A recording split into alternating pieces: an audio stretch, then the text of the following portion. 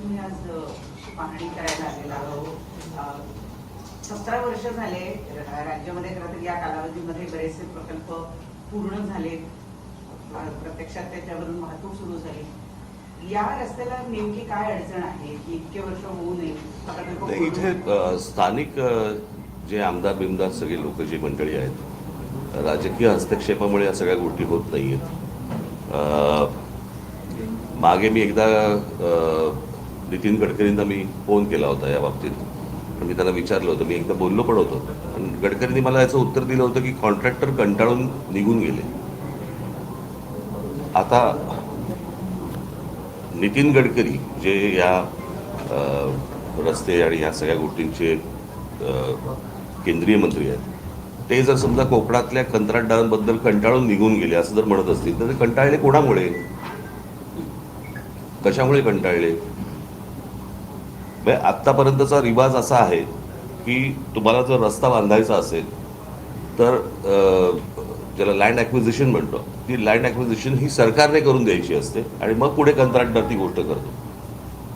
हे सगळे रस्ते करत असताना प्रत्येक वेळेला हाच प्रॉब्लेम आलेला आहे की जागा संपादित केलेली नाही, कंत्राटदाराला कंत्राट देऊन मोकळे झालेत, पैसे गेलेत, पैशातनं त्यांचे टक्के गेलेले आहेत आणि रस्ता तिकडेच आहे. हे वर्षानुवर्ष ह्याच गोष्टी होत आल्यात, अशाच होत आहेत. आत्ता नवीन बांधलेल्या रस्त्यावर मी आलोय, काय अवस्था आहे नवीन बांधलेल्या रस्त्याची? मला आत्ता हे काहीतरी त्या इथे घेऊन जात आहेत कुठे त्या बायपास, तर मी त्यांना तेच विचारलं, म्हटलं नुसत्या एका बायपासने काय होणार आहे? बनवलेला रस्ता, नवीन बनवलेला रस्ता हा पण जर खराब होणार असेल ते बायपासने काय होणार आहे 2 किलोमीटरच्या? काय आपण राज्य म्हणून हे माझ्या राज्यातलं आहे, हे नीट व्हायला पाहिजे, चांगलं व्हायला पाहिजे, याच्या दृष्टिकोनातनं विचार न करता याच्यातनं टक्के किती मिळतील या गोष्टींवरतीच जास्ती विचार आहे. आमच्या जमिनी कशा विकल्या जातील, जमिनी घेऊन ठेवायच्या, हेच व्यवहार नुसते सुरू आहेत. बाकी काय सुरू आहे मला जरा सांगा महाराष्ट्रात? आता हे 3ऱ्या मुंबईचं केलंय, बरोबर आहे? आता हे 3रे मुंबई हे सगळ्यात जास्ती महत्वाचं आहे.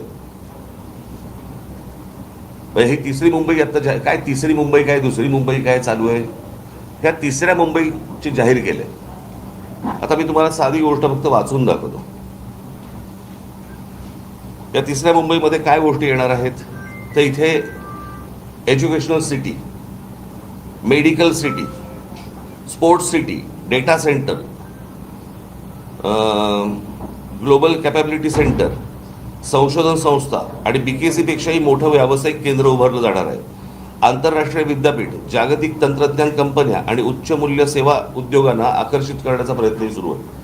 म्हणजे इथे 3ऱ्या मुंबईमध्ये तुम्हाला काय आणायचंय हे महाराष्ट्राला माहिती आहे का? महाराष्ट्राची मुलं मुली तयार आहेत का या गोष्टींसाठी? म्हणजे आपल्याकडचा जो कोणी शेतकरी आहे, आपल्याकडचा जो कोणी जमीनधारक जो आहे, तो फक्त माझी जमीन मालक एवढाच राहणार आणि त्याच्यासमोर ही 3री मुंबई उभी राहणार, काय ह्याला काही करायचंय ते, आणि तो फक्त बघत राहणार. म्हणजे ह्या संपूर्ण पेण, पनवेल, उरण ह्या सगळ्या भागातली जी रायगड जिल्ह्यातली जी मुलं आहेत, मुली आहेत, त्यांना काही सांगणार आहोत का आपण? त्यांना काही तयार करतोय का आपण की परत बाहेरच्या राज्यांमधून लोक येणार, पुन्हा इथे नवीन वसाहत होणार? आज जे पुण्याची वाट लागली आहे, जी आपल्या बाकीच्या शहरांची जी वाट लागते, बाहेर कळतंय, बाहेरच्या राज्यांमध्ये कळतंय की काय होणार आहे, त्याप्रमाणे त्यांच्या पोरापोरींना तयार करतायत ते आणि महाराष्ट्रात पाठवत आहेत.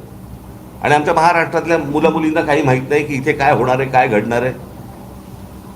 त्यांना कोणतीही गोष्ट सांगितली जात नाहीये की बाबा तुम्ही कुठच्या गोष्टींच्या तयारीला लागा, आपल्याकडे काय गोष्टी येणार आहेत, काही माहिती नाहीये. शहरं उभी करायची, रस्त्यांची वाट लावून टाकायची,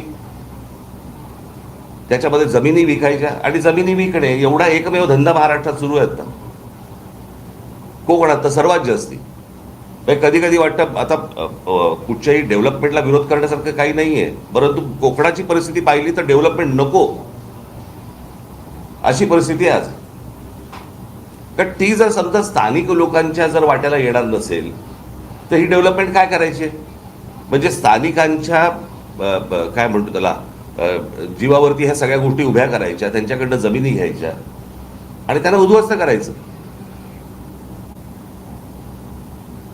हा जो जमीन मालक आहे हा काय करेल मला जरा सांगा ह्याच्या पुढे. त्यांची मुलं पोरं पोरी काय करतील?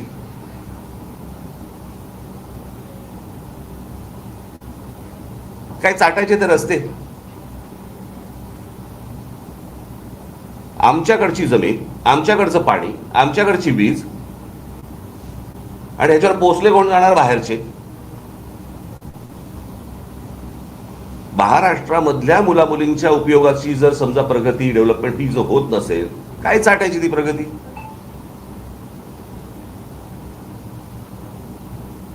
हे कोणासाठी सुरू आहे? मोठे जमिनीचे तुकडे काढायचे, ह्याने ह्या सगळ्या आता कुठून डेव्हलपमेंट होते यांच्या लोकांना माहिती आहे, आमदारांना माहिती आहे. हे जमिनी घेत सुटणार आणि मग ते सरकारला विकणार. मग सरकार कोणाला तरी अजून कुठचे उद्योग अदानी बिदानी देणार, त्याच्या घशात घालणार. हे सुरू आहे. आपण आपली पत्रकार परिषद घेत बसू. मला असं वाटतं स्थानिकांना ही गोष्ट समजणं गरजेचं आहे. त्यांनी या गोष्टींना विरोध करणं गरजेचं आहे. सगळ्या ठिकाणी नुसते आपले तटकरे, तटकऱ्यांची मुलगी, त्याच्यानंतर तो कोण ठाकूर, ठाकूरांचा मुलगा आहे, त्याच्यानंतर अजून कोणतरी, हेच सुरू आहे.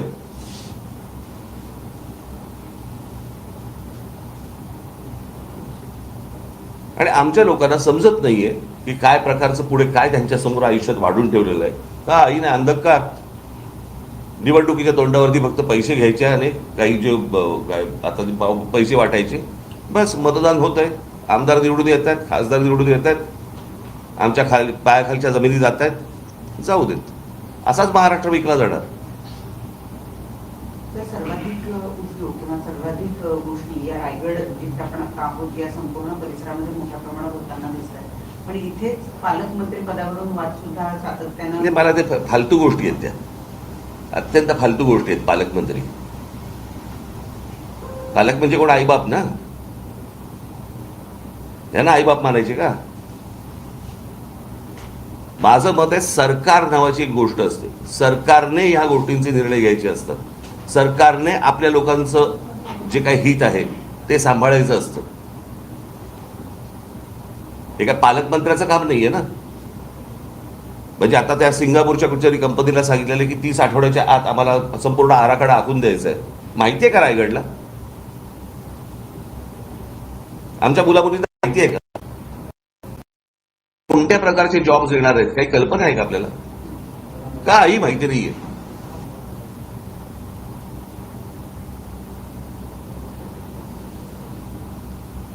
रस्ते करायचे नाहीत, उद्योग कुठचे येतात ते दाखवायचे नाहीत, सांगायचे नाहीत, सगळं लपवून ठेवायचं.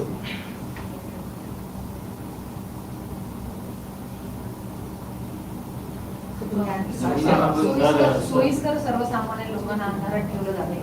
अर्थातच. मग म्हणजे काय? ते कोणाच्या, ते उद्योगपतींच्या हिताचं सगळं सुरू आहे ना. अजून काय सुरू आहे?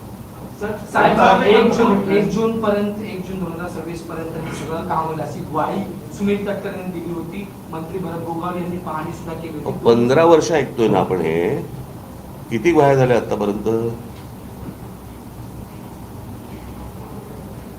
आत्ता ही परिस्थिती आहे, बरोबर आहे. परत तुम्ही उद्या येणारच आहात गणपतीच्या वेळेला. मग आमच्या चाकरमानी कसे अडकले आहेत आणि मग कसे खड्डे पडले आहेत. वर्षानुवर्ष ते, मला असं वाटतं 15 वर्षापूर्वीचं फुटेज काढून जरी तुम्ही आत्ता दाखवलं तरी तेच आहे. नवीन कशाला पाहिजे तुम्हाला? यावर्षी तेच चित्र आहे. कारण अनेक चाकरमानी रस्ता खराब असल्यामुळे ट्रेनचा पर्याय घेतले. तर अजूनपर्यंत 30 गोष्ट सुरू आहे असं कोणाला असं वाटतं का तुम्हाला? 30 गोष्ट म्हणजे गेली, मला असं वाटतं स्वातंत्र्य मिळाल्यापासून तेच सुरू आहे ना. आपल्याकडे अजूनही कोणत्या प्रकारचे नवीन विषयच आहेत त्या निवडणुकीला. आम्ही नोकऱ्या देऊ, आम्ही पाणी देऊ, आम्ही रस्ते देऊ, हे सुरू आहे अजून. मी मागे एकदा माझ्या मुलाखतीमध्ये मी सांगितलं होतं, मी एकदा स्वित्झर्लंडला गेलो होतो, बरीच वर्ष झाली त्याला.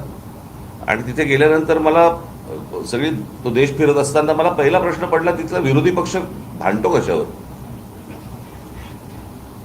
सगळं सुंदर आहे, सगळ्या नोकऱ्या आहेत, गाड्या आहेत, सगळं छान आहे. मग तिकडचा विरोधी पक्ष काय म्हणतो, काय देऊ? आपल्याकडे हेच सुरू आहे वर्षानुवर्ष. आपण त्याच विषयांवरती निवडणुका लढतो, तेच विषय सुरू आहेत. काही त्याच्यामध्ये बदल नाही.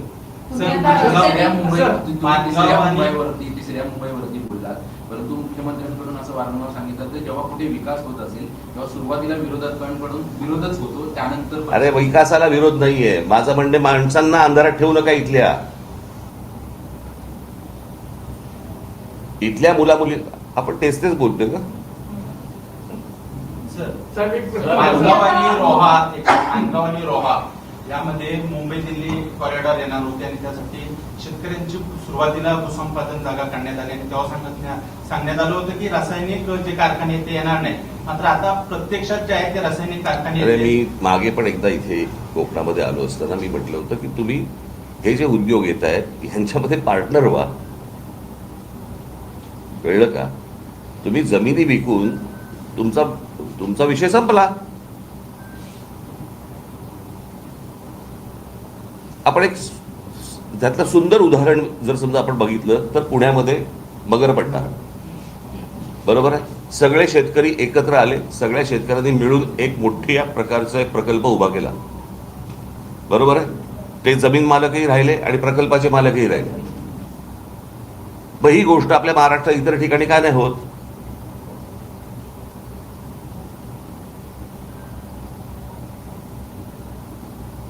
तुम्हाला कोणतरी येतं, तुम्हाला जमीन विकायला सांगतात, तुम्ही काहीतरी पैसे घेता आणि मोकळे होत आहे म्हणजे काय?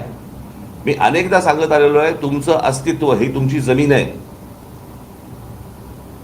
तुमच्या पायाखालची जमीन गेली की तुम्ही कोणत्याही भागाचे कोणी नाही आहात. तुमचं अस्तित्व संपलं. हे रासायनिक कारखाने बिरखाने खूप नंतरची गोष्ट. पहिली जमीन विकणं, इथून पहिली सुरुवात आहे. बोल. स्थानिकतेचा मोठा अपयश आहे का? कारण सरकारपेक्षाही जास्त, कारण की नारायण राणे असतील किंवा सुनील तटकरे असतील. प्रश्न असा आहे की ह्या सगळ्यांनी मिळून एका गोष्टींचा विचार केला पाहिजे की आमच्या कोकणाचं काय होणार. हे बघा, प्रश्न असा आहे की हे जर समजा सगळे आमदार एका आवाजात बोलले असते तर इतकी वर्ष लागली असती का रस्त्याला? म्हणजे कोकणात रस्त्यावरून फिरताना रस्ते लागणं काय असतं एखाद्या गोष्टीचे, हे कळतं आपल्याला. सर, प्रश्न असा आहे की एक सेकंड, या ठिकाणी स्थलांतर थांबत नाही. गेले कित्येक वर्षापासून कोकणात बरेच नेते काम करतात. तर स्थलांतरावरती आपण काय काम करणार आहात का? आणि लोकल ट्रेन सुरू होत नाही मांजरापर्यंत. काय स्थलांतर? इथल्या लोकांना जॉब नाहीत, नोकऱ्या, त्याच्यामध्ये मुंबईला जातात, पुण्याला जातात. तर ह्या ठिकाणी गावाच्या गाव बंद पडलेले आहेत. त्याच्यासाठी काय उपाययोजना होणार आहे की नाही? अरे मग मी आता काय बोललो रे तुम्हाला माझ्या बोलण्याचा हे कळत नाही का रे? की जर समजा इथे या गोष्टी येत आहेत तर तुम्हाला समजल्या पाहिजेत ना रे. तुम्ही पत्रकार आहात, तुम्ही शोधल्या पाहिजेत ना. तुम्ही लोकांचं प्रबोधन केलं पाहिजेत ना. तुम्ही स्थानिक आहात ना की नाही आहेस? स्थानिक आहेस, मग त्या गोष्टी केल्या पाहिजेत ना. लोकांना जर समजत नसेल तर ते शोधत जाणारच आहेत ना बाहेर. एमआयडीसी वगैरे असे प्रकल्प येतील किंवा एमआयडीसी वगैरे, अहो एमआयडीसी कुठे घेऊन बसलाय? मी आता काय वाचून दाखवलं तुम्हाला?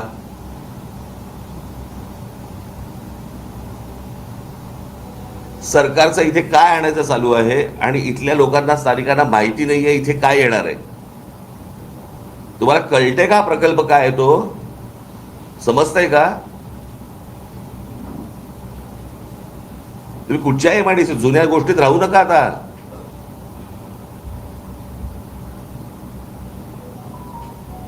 सर, मुंबई गोवा महामार्गावर खारपाडा आहे आणि सुकेळी किल्ला अशा 40 किलोमीटरच्या अंतरामध्ये टोल आहे आणि त्याचा भूदंड मोठा पडणार आहे. अशा तर एकदा सर तुम्ही सांगितलं की केंद्रीय मंत्र्यांनी स्वतः हात टेकलेले, मग याच्यात सोल्युशन काय आहे?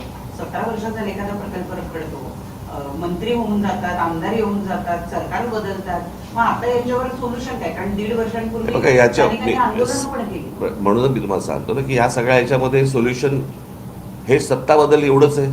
माणसं बदलणं गरजेचं आहे. जर समजा तुम्हाला इतकी वर्ष तर 30 माणसं तुम्ही निवडून देणार असाल आणि त्याच विषयांवरती जर समजा तुम्ही बोलणार असाल, उपयोग काय त्याचा? जे निवडून येत आहेत ते म्हणतात ह्यांना काही फरकच पडत नाही. रस्ता चांगला करायचा तर वाईट ठेवा. हे काय निवडणुकीच्या वेळेला आम्हाला निवडून देत आहेत, कोणत्या का मार्गाने असे ना. एकदा हा तुम्ही त्यांचा भ्रम तोडत नाही तोपर्यंत काहीच होणार नाही. त्यांना धक्के दिल्याशिवाय कुठेही तुम्हाला बदल आढळणार नाही. दोन दिवसापूर्वी तुम्ही नाशिकचा दौरा करून आलात आणि नाशिक पुणे जो रस्ता आहे रेल्वे मार्ग जो आहे तो बदलण्यात आलेला आहे. आता आज तिथे आंदोलनं होत आहेत, तो रस्ता बंद पाडलेला आहे. जो मूळ मार्ग आहे तोच मार्ग थेट नाशिक पुणे असाच मार्ग मला माहिती नाही, मला मी पाहिलं नाही, बघतो.